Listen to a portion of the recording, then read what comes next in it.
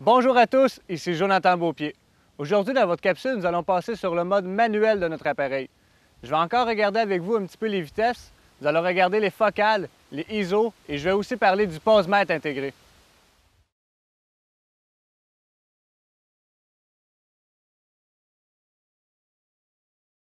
Tout d'abord, mettons l'appareil sous tension. Deuxième chose que je vais faire, je vais aller sur la roulette au-dessus de mon appareil. Je vais le mettre sur le mode M, qui est le mode manuel. Là, si vous vous rappelez, je vous avais déjà parlé des vitesses. Plus j'augmente mes vitesses, plus je vais figer mon sujet. Plus je les baisse, je vais figer mon sujet. Deuxième chose que je vais vous parler, c'est des focales. Les focales, c'est la profondeur de mon image. Plus je vais baisser mes F, exemple, à 2.8, moins je vais avoir de profondeur dans ma photo, mais en plus la lumière va rentrer dans mon capteur parce que je dis au diaphragme d'ouvrir plus grand.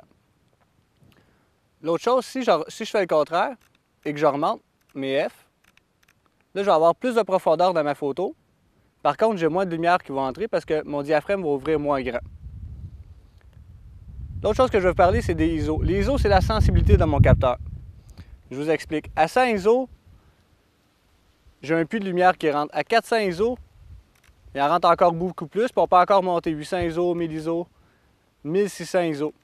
Par contre, à partir de 800 ISO, vous allez commencer à avoir du bruit dans votre photo ou du grain. La plus belle lumière, là, c'est à 100 ISO. Parfois, le soir, là, je vais monter à 400 ISO en spectacle de 800 à 2500 ISO, mais ça, on va voir plus tard d'un cours. Donc aujourd'hui, je vais faire une belle photo de paysage. Il vente un petit peu. Je reviens sur mes vitesses, je vais mettre à 1 160e. Mes F, je vais mettre à F9. C'est la profondeur que j'ai choisie. Ça, c'est à vous de choisir les profondeurs que vous voulez dans vos photos. Par contre, dans certains cas, vous allez voir, je vais vous montrer plein de trucs avec les profondeurs, c'est vraiment intéressant.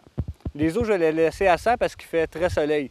Une journée nuageuse, j'aurais pu les mettre à 400 aussi pour avoir plus de lumière qui va rentrer dans mon capteur. Avant de continuer, je vais vous parler ici du pose-mètre. Le pose-mètre, lui, ce qu'il fait, c'est qu'il évalue la lumière qui rentre dans mon appareil. Si vous voyez ici, il y a un -2, un 0 et un +2. Je vous explique. À -2, ma photo va être sous-exposée. Je vais vous en faire une pour la voir apparaître à l'écran. Voyons, on voit pratiquement rien. À +2, là, mon appareil, ce qui m'indique, c'est qu'il y a trop de lumière qui rentre dans mon capteur. Je vais vous faire une photo.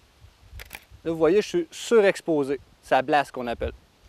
Puis j'ai ensuite le 0, juste ici. Là, l'appareil, il me dit, il rentre la lumière parfaite pour faire ta photo. Donc, je pèse dessus. Là, vous avez vu, j'ai une photo vraiment plus belle, beaucoup plus normale. Le pose-mètre intégré, comparativement au pose-mètre à main, il y a une marge d'erreur de 18%.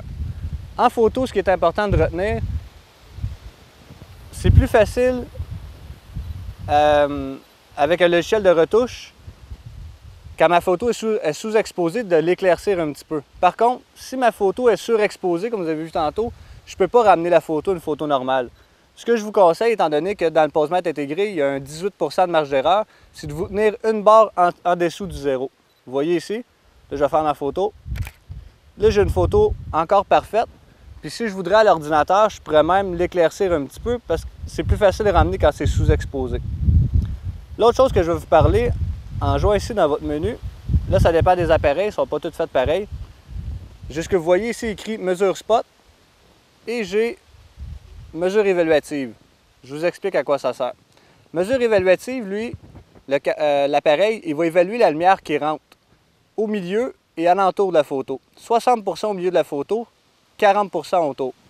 Mesure spot, je vais aller le chercher, oups, juste ici. Mesure spot, lui, c'est le contraire. Si je vise une fleur, il va me dire à 100% la lumière qui rentre sur ma fleur. Si vous voyez dans votre viseur, il y a un point rouge qui allume quand je fais une photo.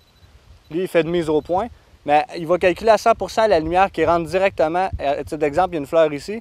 Directement la lumière qui rentre sur ma fleur. C'est deux choses bien différentes parce que si je dis de tenir compte juste de ce qu'il y a sur ma fleur, il ne tiendra pas compte de ce qu'il y a autour. Donc, si je fais juste prendre la lumière qu'il y a sur ma fleur, il ne va pas calculer ce qu'il y a autour. Ce qui pourrait arriver des fois, c'est que ça pourrait être trop sombre en arrière ou trop éclairci. En mettant sur mesure évaluative, ce que je vous conseille pour commencer en photo, là, lui, il va vraiment prendre l'analyse complète du cadrage que j'ai fait. Puis à ce moment-là, je m'assure d'avoir une photo pas trop sous-exposée ni surexposée. Dans l'éco, je vais encore plus pousser, mais aujourd'hui, je voulais juste que vous essayiez de comprendre à quoi servaient les vitesses, les focales, les ISO. Et ici, souvent, les gens me demandent à quoi ça servait. C'est un pose-mètre intégré. Servez-vous-en en photo, ça va vraiment bien. Vous avez vu, c'est facile, tout ce que j'ai à faire, c'est bouger mes vitesses. Donc aujourd'hui, nous avons fait le tour des focales, les vitesses, les ISO et le pose-mètre intégré. N'ayez pas peur à la maison de pratiquer vos profondeurs. Jouez aussi beaucoup avec vos vitesses.